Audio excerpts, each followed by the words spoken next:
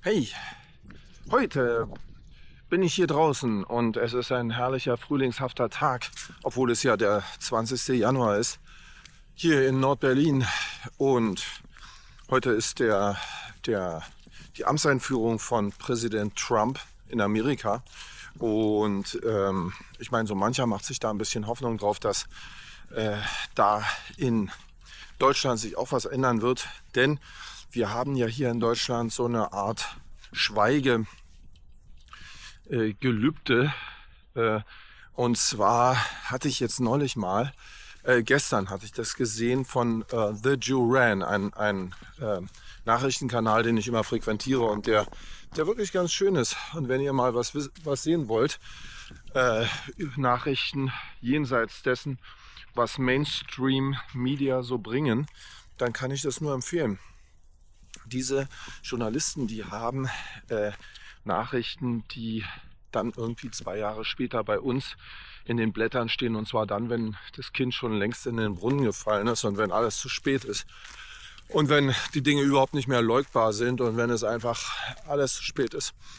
Wohingegen, wenn man die richtigen Nachrichten hat, dann hat man schon ein paar Vorteile. Auch ganz persönlich übrigens. Aber was ich also sagen wollte in dieser letzten Sendung, die ich natürlich verlinke, da sprachen diese Journalisten davon, dass in Großbritannien und auch in Deutschland die Probleme wachsen und wachsen.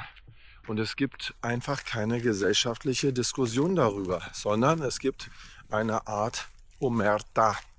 Omerta, das ist ein italienisches Wort, eine Schweigeverpflichtung der Mafia-Mitglieder. Wer von der Polizei geschnappt wird, der darf nicht reden. Das ist dieses Omerta, das bedeutet das. Und der Sinn ist natürlich, dass auf diese Art und Weise der Polizei keine Informationen übermittelt werden und es gibt dann auch keine Zeugen und es gibt keinen Prozess und so. Das ist der Sinn. Und nun ist es aus irgendeinem Grund so, aus irgendeinem Grund, man kann sich die Gründe schon denken, dass weil Politik und Medien total verwoben sind und weil ganz viele Leute mit Parteibuch in den Medien sitzen, die darauf aufpassen, dass da kein falscher Ton erzeugt wird. Es ist jedenfalls so, dass es über die drängenden Themen, die Deutschland hat, keinerlei Diskussion gibt. Also als da ist Zusammenbruch des Gesundheitssystems und überhaupt der Sozialsysteme, die sogenannte, wie sagt man, diese grüne Wende, die total gegen den Baum läuft und die einerseits bedeutet, dass man ganz viel Geld ausgibt für Sachen, die also überhaupt nicht grün sind und überhaupt nicht ökologisch. Und auf der anderen Seite bedeutet dieser eine Punkt natürlich, dass wir Strompreise haben, die sich keine Industrie leisten kann. Wenn sie dann Produkte herstellen möchten, die auf dem Weltmarkt verkaufbar sind. Oder wenn es darum geht, zum Beispiel, warum fördern wir plötzlich Kriege? Wie kommt denn das, wo doch Deutschland sich mal geschworen hatte, sowas nie wieder machen zu wollen? Ich könnte mir vorstellen, dass sich Helmut Schmidt im Grab umdreht, wenn er das hören würde, hier, was Deutschland gerade macht. Ich weiß noch, wie er gesagt hat, seinerzeit, er war übrigens selber im Krieg gewesen, im Zweiten Weltkrieg und hatte erfahren, was das bedeutet. Und er hat gesagt, er möchte für die Deutschen nie wieder, dass die in sowas verwickelt werden, dass sowas kommt. Und was machen also diese geschichtsvergessenen Leute, die wir in die Politik gewählt haben? Ich ja nicht, aber irgendwie sind sie ja da hingekommen.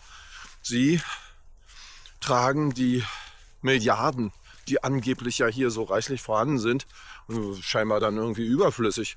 Die tragen sie also dahin, rüsten Armeen aus für Krieg, Hunderttausende sterben.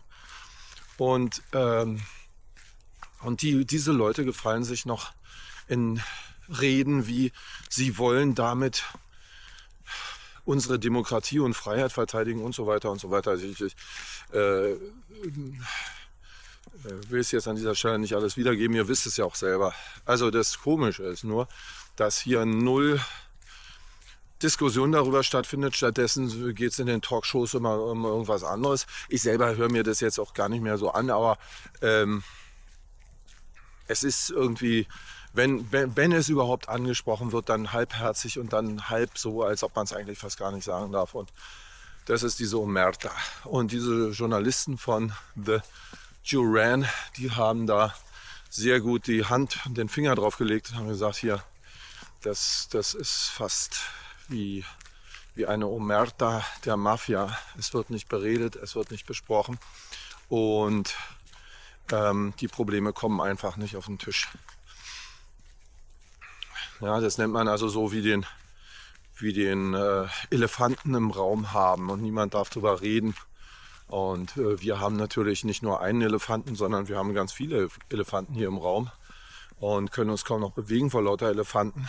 Und es wird nicht besprochen. Und ich würde sagen, die Bevölkerung ist im Großen und Ganzen auch relativ uninformiert, was das betrifft. Das wissen die immer gar nicht. Es ist zwar so ein Gefühl vorhanden, dass das hier total gegen den Baum geht. Ja, Massenentlassungen, Inflation, unser Geld wird verwendet für Kriege. Die Politik denkt, als wäre ihr Geld. Ne? Das ist ja schon weg von den Leuten, also dann ist es irgendwie das Geld der Politik. Ne? Die reden ja manchmal so, da wird kein Steuergeld dafür aufgenommen.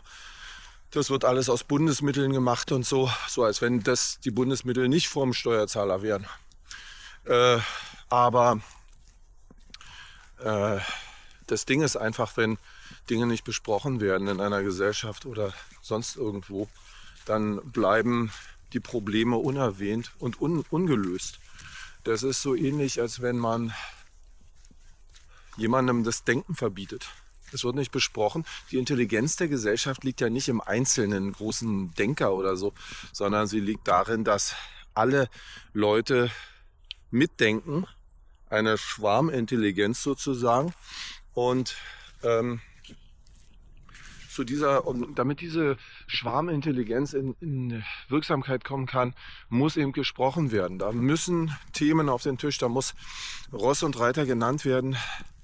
Und bei uns gibt es so viele Probleme und trotzdem werden die überhaupt nicht thematisiert. Und ich würde sagen, da ist natürlich die Presse in der Pflicht. Wie kann denn das sein, dass also diese ganzen Themen nicht besprochen werden? Aber ich denke, da sind auch die Leute in der Pflicht. Die Leute, die die Presse konsumieren, müssen eben damit aufhören, diese Presseorgane zu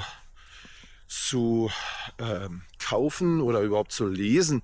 Denn heutzutage machen die ja ihr Geld damit, dass sie Werbung schalten. Und wenn die Leute überhaupt da Klick machen auf eine Zeitung, dann bedeutet das für die schon wieder Einnahmen. Und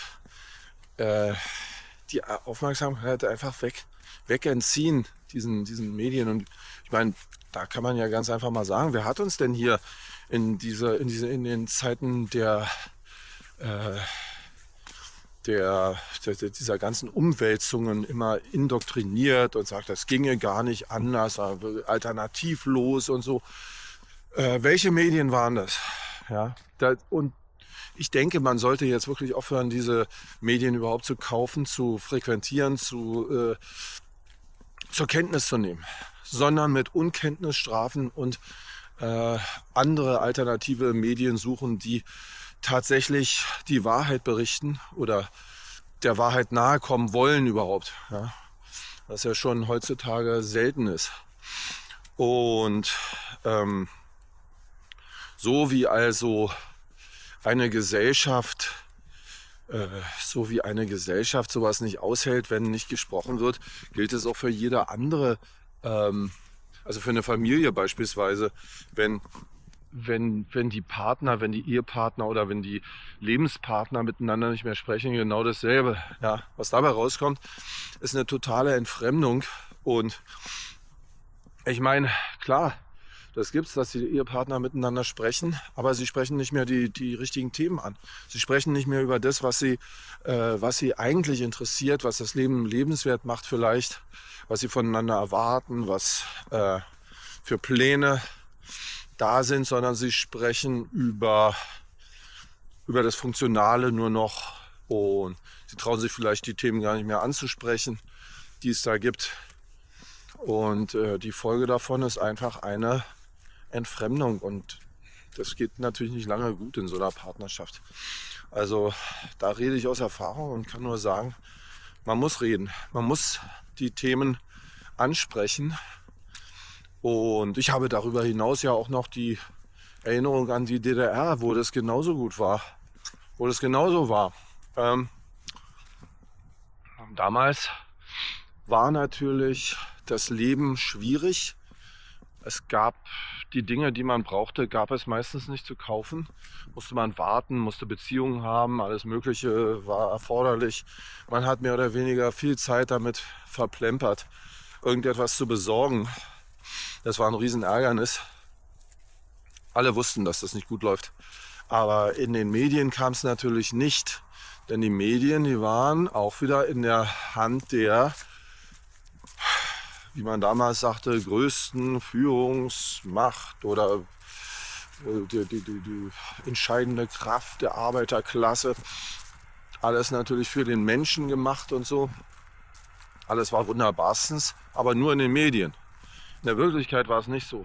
Und sagen wir mal, der Untergang des Staates DDR ließ natürlich dann auch nicht mehr lange auf sich warten. Die Leute waren total überrascht, die hatten von nichts eine Ahnung.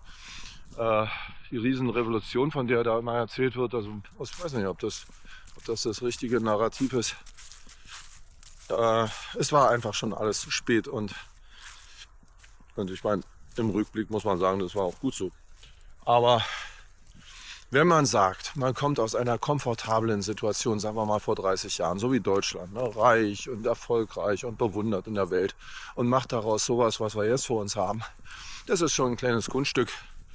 Und das kommt natürlich daher, dass aber auch fast alle wegsehen, nicht sprechen, sich nicht interessieren. Die Wähler interessieren sich gar nicht dafür, was machen die da überhaupt mit unserem Geld. Lass sie mal machen.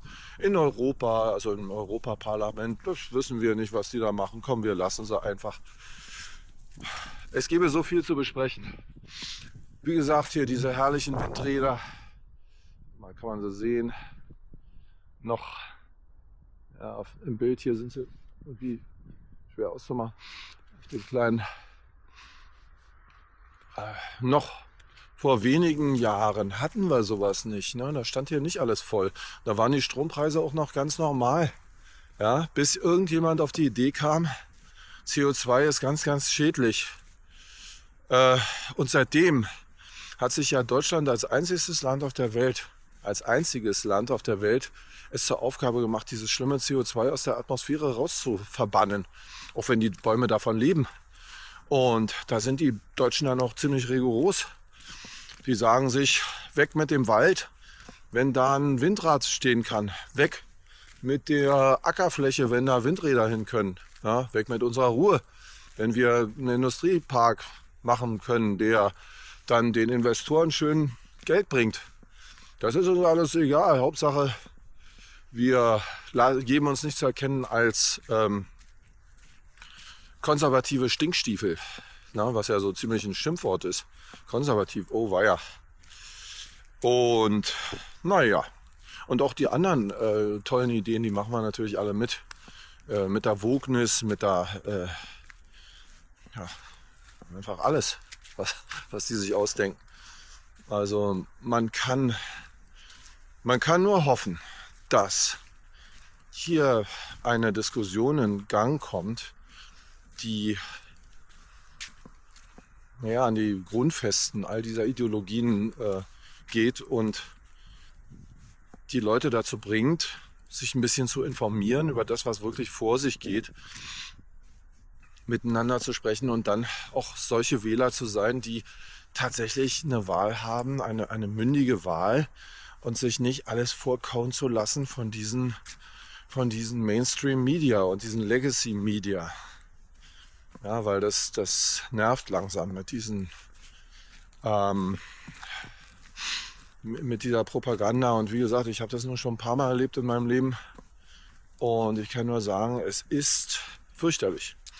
Und die Vorzeichen sind nicht gut, wenn sowas stattfindet. Denn es bleibt ja dabei nicht. Die Sprachlosigkeit verschiebt sich in alle Bereiche. Alles wird irgendwie unlogisch. Alles wird zum Witz, zu einem schlechten Witz eigentlich. Zu einem Witz auf Kosten der Leute, die arbeiten und es bezahlen. Und das wünscht man niemandem. Gut, ich verabschiede mich erstmal von diesem herrlichen Tag heute hier. Und liked und subscribed, wenn ihr könnt und wollt. Und bis dann erstmal. Tschüss.